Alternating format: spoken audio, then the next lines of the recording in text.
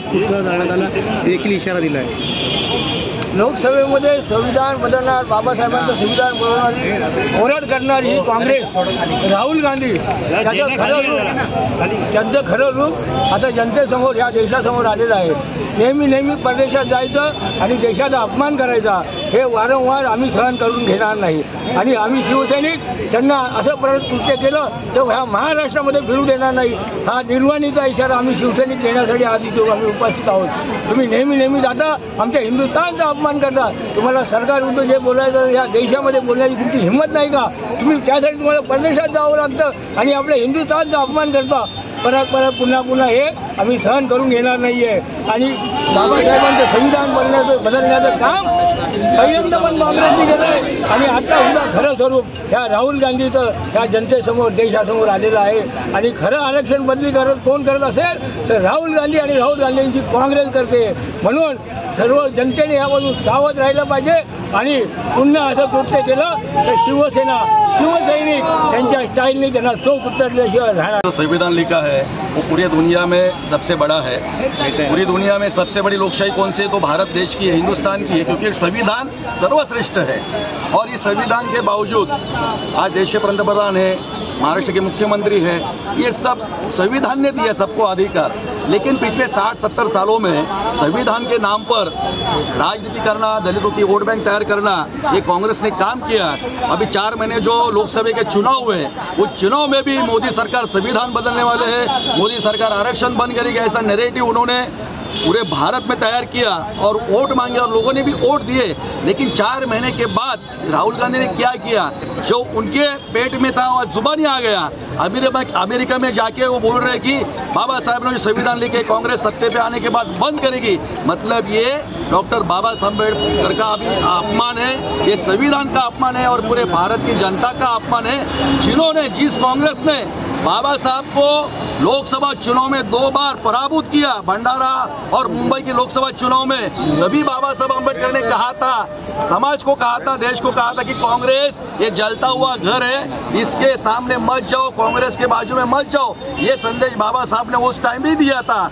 जो बाबा साहब को धोखा दे सकते हैं, जो बाबा साहब अम्बेडकर को चुनाव में धोखा दे के हरा सकते हैं, वो बाबा साहब का संविधान कभी भी बदल सकते हैं। इसलिए मैं देश की जनता को हम गुजारिश कर रहे हैं कि इनके मुंह में कुछ और है, दिमाग में कुछ और है, ये सामने आया है। और राहुल गांधी की इतनी पात्रता नहीं, डॉक्टर बाबा साहब अम्बेडकर ने जो त्याग कष्ट संघर्ष करके जो महान संविधान देश का लिखा है वो बदलने की ताकत किसी के माइकल आले में नहीं है।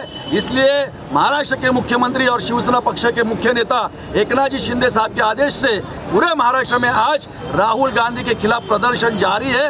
डॉक्टर बाबा साहब अम्बेडकर का संविधान सर्वश्रेष्ठ है। जब तक सूरज चांद रहेगा बाबा साहब का संविधान रहेगा, ये हमारा नारा है। और जब तक ये है नारा, जब तक मोदी सरकार है, जब तक महाराष्ट्र में शिंदे सरकार है, महायुति सरकार है, तब तक बाबा साहब के संविधान का सम्मान ये सरकार करती रहेगी। आमच्या हिंदुस्थानच्या विरोधात आणि तेही बाहेर जाऊन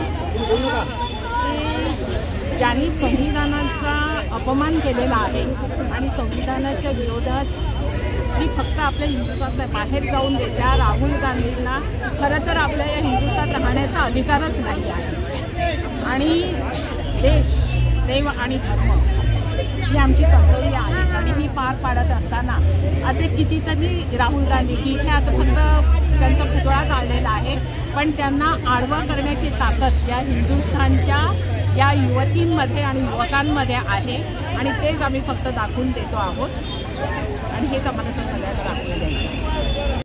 खरं तर राहुल गांधीचा धिक्कार करावा तेवढा कमीच आहे की त्यांनी ज्या पद्धतीने परिषदेत जाऊन आपल्या हिंदुस्थानचा अपमान केलेला आहे आणि वारंवार हिंदुस्थानचा अपमान करण्याची संधी, एकही संधी ते सोडत नाहीत। असे काँग्रेसचे ज्येष्ठ नेते, विरोधी पक्षनेते राहुल गांधी यांचा तुम्ही बघत असाल की जागोजागी आता महाराष्ट्रात निषेध होत आहे किंवा आता तुम्ही बघत असाल की मराठा आरक्षण असेल, म्हणजे आमचं सरकार, मुख्यमंत्री एकनाथ शिंदे साहेब त्यांना आरक्षण देण्यासाठी छत्रपती शिवाजी महाराजांची शपथ खात आहेत आणि हे सांगतायत की आरक्षण रद्द करावं।